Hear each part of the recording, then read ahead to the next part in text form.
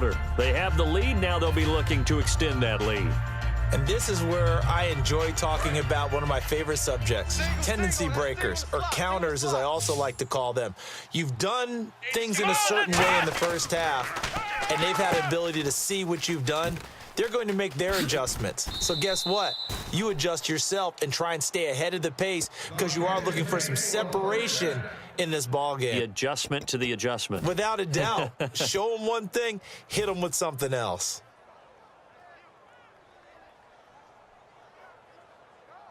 Fresh set of downs here. Larry. Let's see you down. Squeeze, double. Let's go. White, 90. Ohio. They go play action here on first down. He's going to air one out.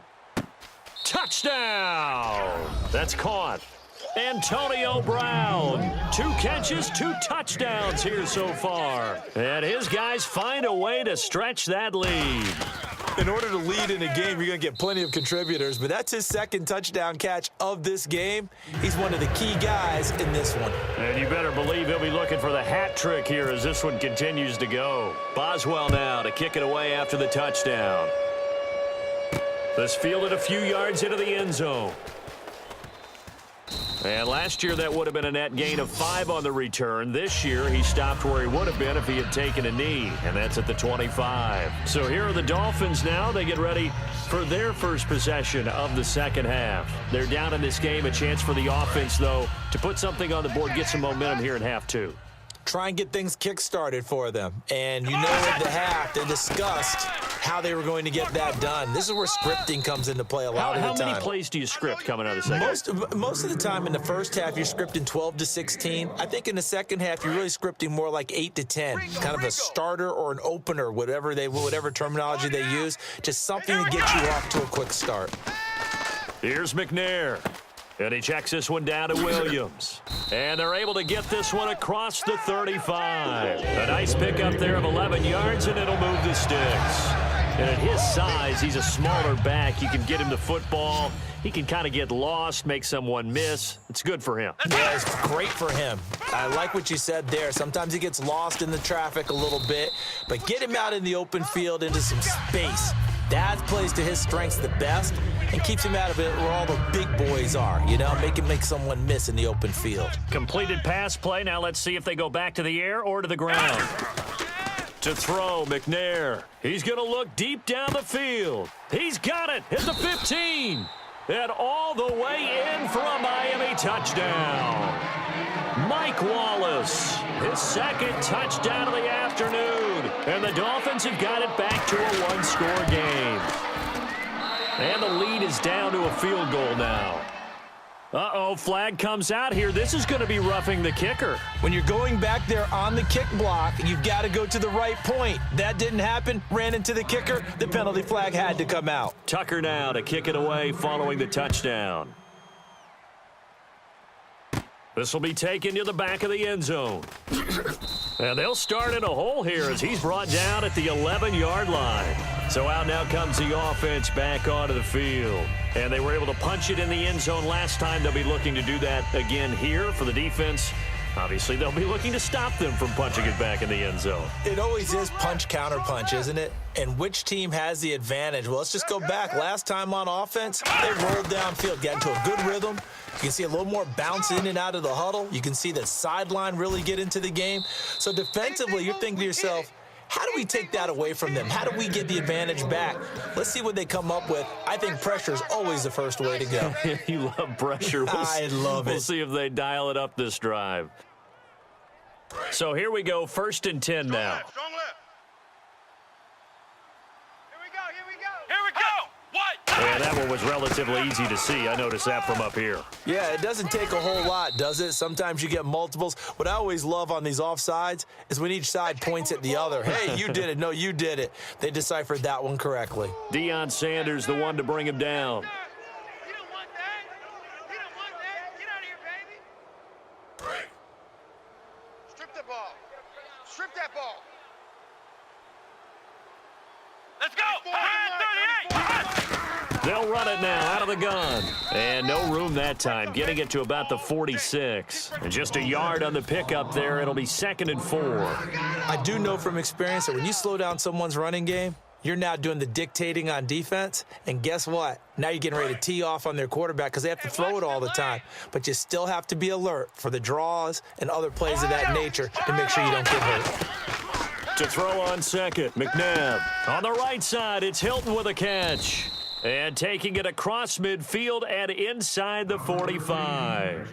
A little football 101 there. You just see the receiver try to run down the defender, meaning he goes right at him and really trying to move him a little bit towards the center of the field so he can put his foot in the ground and break to the out, to the sideline, and make a catch. They come out 5 wide, 3 of them to the right side. Here's McNabb. Buying time to his left. And he'll go down shy of the 40 at the 41. It'll be a 2-yard gain, and that'll make it a 2nd down. How about a tip of the cap to the defense? They're working against a very mobile quarterback, but all day long they've kept him under wraps. And on that play, they held him to a short gain. They'll need to get the play off quickly. Well, we looked at each other right when he flinched. We knew that that flag was coming. Yeah, offsides, easy call, mark off the 5, and keep it moving. Back now in Miami. It's been a very hotly contested game to this point. Just a field goal separating these two teams as we get set for the 4th quarter. Single, slot. Hey, you're on an island over there. You're on an Ohio! island. Slam. Come on, let's go! What? 90. 51. 2nd down, McNabb. And complete right side to Cook. That throw good for only a couple. It brings up 3rd down. There's completion to the tight end, and I think that we're looking at something out of central casting, frankly. Absolutely. I mean, size, the hands. Speed, can flat out run. You put that whole package together, you light up the eyes of an offensive coordinator, don't you? They'll go with a keeper. Give him 3 yards and a fresh set of downs. They pick it up on 3rd and 1 on the quarterback sneak, and that's not easily done because there are extra bodies in there on the defensive side. Now the Dolphins are going to halt the action here. It's a timeout. It's just their first. They'll be down to 2 remaining as we step aside here in the 4th quarter. 1st down and 10 now for the offensive group. Check 43. They come out here in the eye. Coleman now. And inside the 20 before he's brought down. Now the Dolphins are going to take another timeout here. That's going to leave them with just 1 remaining here in this 4th quarter. You can't block me. They come out with 1 back and 3 tight ends. They stay on the ground. Again, it's Coleman. And this one goes nowhere. Losing yardage back at the 22. It's a loss of 2 there, bringing up 2nd down.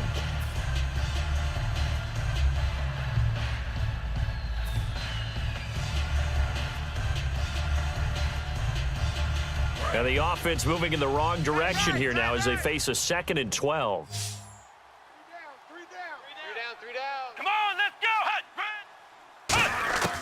Out of the gun, McNabb steps away to his left. Caught left side by Hilton.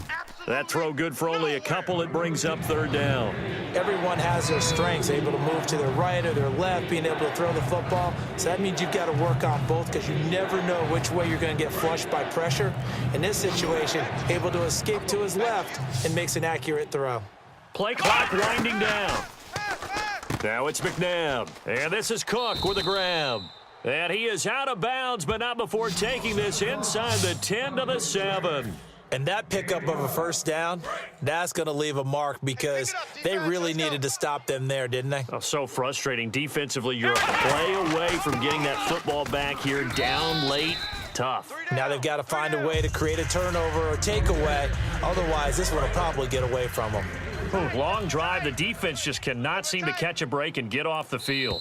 Time for a break. We're back to see what happens after this.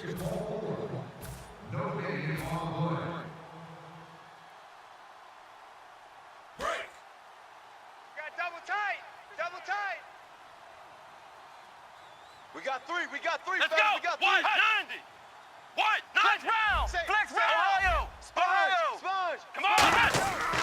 Coleman And he will push his way forward down to about the 3-yard line. Calling a gain of a yard as they get a little bit closer here. It's 3rd and goal. Just keep the ball on the ground. Do a little pounding. Chew up some clock. If they can get it in, that might be enough to get them home. And if not, the clock is definitely their friend. From the 3 now, here they come on 3rd and goal. They come out here in the I. It's Coleman here. No gain on the play that time, so a big stop, and it's going to leave them with a 4th and goal. There are certain drives in a game where anything less than a touchdown that caps it feels like an absolute disappointment. This is one of those drives.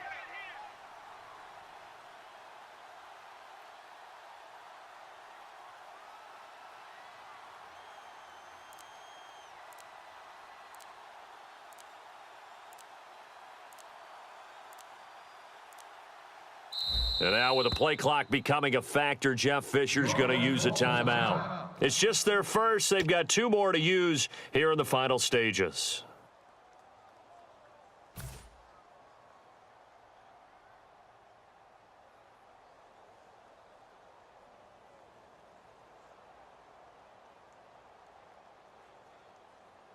Here we go, a big play and a tight game late. They're going on 4th and goal. Here we go, D. Get off the field. Here we go. Red Ohio. Check nine. From the gun, here's McNabb. Escaping the pressure right. And this is caught. And that could seal it. It's a touchdown. And that touchdown should make you feel comfortable. But do you really feel like it's totally over yet? Not totally, but I think you're pretty much there. Yeah, you've still got to make sure you stay with it, do all the right things down the stretch, especially on defense. But that touchdown there, you've got to feel good about your chances. Oh, they flip it to the kicker. He looks like he's going to throw it. And no, it falls incomplete. So the 2-point conversion, no good. Protection was great. He had time to set up a campsite. But in the secondary, though, they were ready. And I think that in most places on the field, if you have that much time to throw the ball, someone's going to shake free and you'll find an open receiver. But condensed near the goal line on a 2-point conversion, all that extra, there's not any extra field. So it kind of closes in on them, and that allows you to cover a little bit better. McNair to throw. Now a desperation throw deep downfield and almost intercepted. It would have been his 2nd pick of the game. Instead, it'll be 2nd down. One thing I know from experience is that when the deep ball is thrown and you're the defender, you've got to fight that little bit of panic that emerges. You've got to play the ball really well. It's a 50-50 jump ball play. And guess what? They took a shot. How are you going to win it? And in this case, they managed to get it done.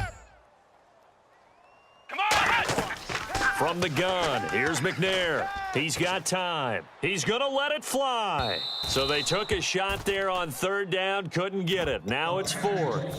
I guess they figure with a guy who is that hot downfield, who knows how to get the ball into the end zone, you throw it up and give him every opportunity, even though that one fell incomplete. Yeah, he's already been in the end zone multiple times, tried to target him again deep there, but unsuccessful. And they're indeed going to go for it here on 4th down. So trailing here in the last quarter, let's see how this plays out. Got to try it here. He's back to throw. Now a desperation throw deep downfield. They had to go for it with such little time remaining. And that'll be just about all she wrote for this one. Out comes this offensive unit as they get set to take over here. The clock cannot be stopped here. Defense can't do anything. So kneel it down, take it home. No doubt about it. It's what you practice for in winning situations each and every week. Victory formation.